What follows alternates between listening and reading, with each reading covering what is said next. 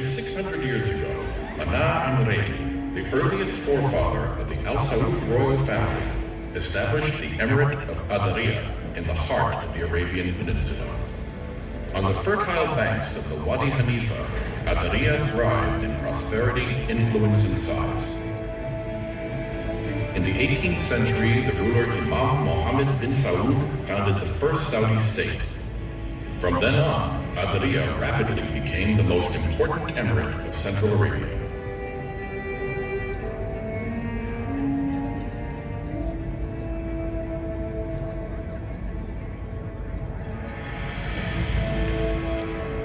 The foundation of the Saudi state was based on Imam Mohammed bin Saud's family legacy back at the time when the Banu Hanifa tribe settled down in the Al-Yamama region in Central Arabia. He forged agreements among the tribes and towns and established security to the pilgrim and trade routes, giving stability to the entire region. Under the leadership of Imam Mohammed bin Saud, Adariyah grew from a small emirate to a powerful state that created unity, stability, and prosperity, and promoted the reform call of those days. Imam Mohammed bin Saud achieved unity and peace. The stability in the region encouraged other peoples of Central Arabia to join the emerging Saudi state.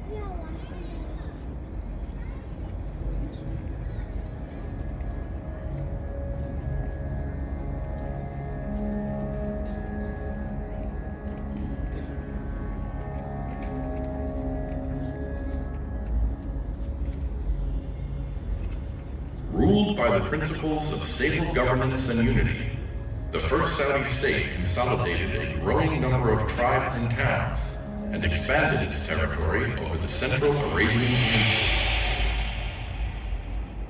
Peninsula. It didn't take long before the young state had to cope with a new enemy, the Ottoman Empire.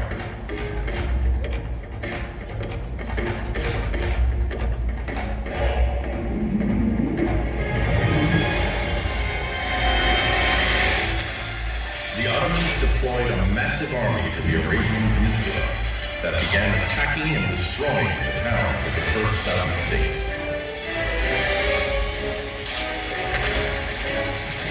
The war of the Ottoman army against the Saudi state raged for 7 long years.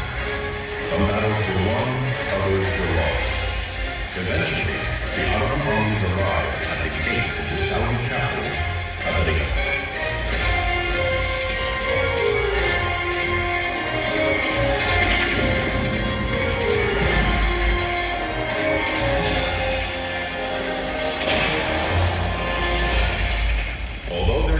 Was under siege, the Saudi forces bravely defended it for 6 months. But in 1818, Imam Abdullah bin Saud decided the fighting and killing of Muslims in Adariyah had to end. In exchange for the safety of his people, he surrendered himself to the Ottomans. The fighting ceased, but that promise ultimately was betrayed.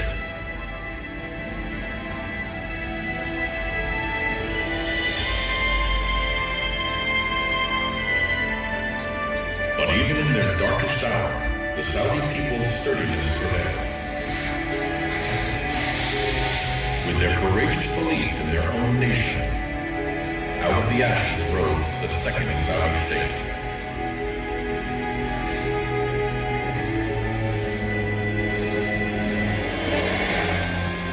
The symbol of that state became the sword of al-Hajjah. It was passed from ruler to ruler, beginning with Imam Turkey bin Abdullah bin Mohammed bin Saud, until it eventually reached the hands of Imam Abdul Rahman al-Faisal, the last ruler of the second Saudi state.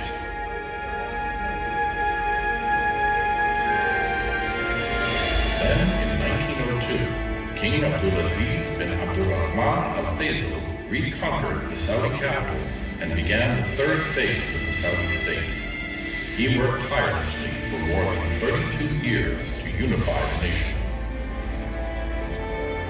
Finally, in 1932, King Abdulaziz could proclaim the establishment of the Kingdom of Saudi Arabia, united by the Quranic message, "There is no God but Allah, and Muhammad is the messenger of Allah."